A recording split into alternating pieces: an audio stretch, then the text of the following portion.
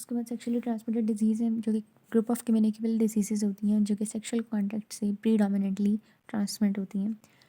इनके जो बाकी रूट्स ऑफ ट्रांसमिशन हो सकते हैं उसमें sexually transmission first of all है, उसके अलावा ब्लड या ब्लड के प्रोडक्ट्स से, नीडल या सिरेंजेस से हो सकता है, और वर्टिकल ट्रांसमिशन हो सकती है। सेक्शुअली ट्रांसमिटेड डिजीज़ को फर्स्ट जनरेशन और सेकंड जनरेशन डिजीज़ में क्लासीफाई करते हैं, जिसमें फर्स्ट जनरेशन डिजीज़ में 5 क्लासिकल वेनरल डिजीज़ आ जाती हैं, जिसमें सिफिलिस, गोनोरिया, शैंक्रोइड, लिम्फोग्रैनुलोमेटा वेनेरम, ग्रैनुलोमा वेनेरम और डोवेनोसिस है।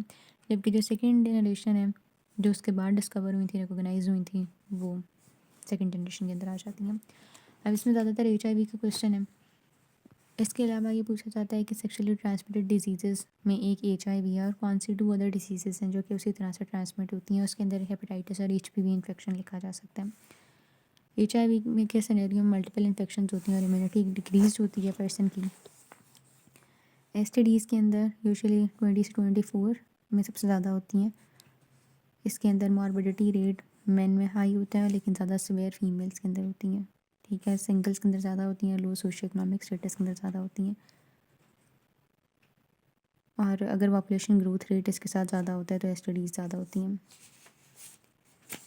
इसके अलावा broken home, sexual disharmony, easy money, emotional immaturity, urbanisation, social disruption, international travels, changing behavioural pattern, social stigma, alcoholism और प्रॉस्टिट्यूशन, ये सब कुछ आ जाता है जो कि सोशल फैक्टर्स हैं जो कि STD की तरफ कंट्रीब्यूट कर रहे हैं। इसके अलावा इनके कंट्रोल की तरफ आते हैं।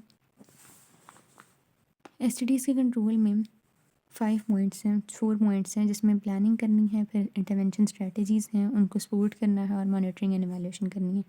प्लानिंग और ये दरमियान में फिर इंटरवेंशन आ जाती है और उसके बाद एवेल्यूशन है। इंटरवेंशन क्या है कि स्ट्रेटजीज़ हैं और उनको सपोर्ट कंपोनेंट्स हैं।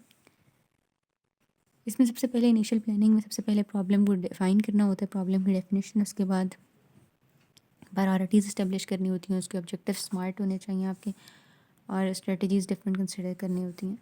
इंटरवेंशन स्ट्रेटजीज़ अगर देखें तो यहाँ पर हमने सबसे पहले प्रॉब्लम डिफाइन कर लिया, उसकी में प्रायोरिटाइज़ कर लिया प्रॉब्लम्स को, ऑब्जेक्टिव सेट कर लिया और स्ट्रेटजीज़ को कंसिडर कर लिया।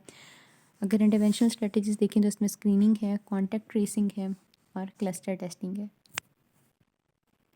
ये तीनों चीज़ें आ जाती हैं केस डिटेक्शन के अंदर, screen, contact tracing and cluster testing. उसके अलावा केस डिटेक्ट कर लिया है तो केस होल्ड करके उसको ट्रीट करना है, एपिडेमियोलॉजिकल ट्रीटमेंट करना है, पॉपुलेशन का प्रोफाइल एक्सेस करना है जिसमें वैक्सीन्स और कॉन्ट्रासेप्टिव्स आ जाते हैं, और हेल्थ एजुकेशन देनी है।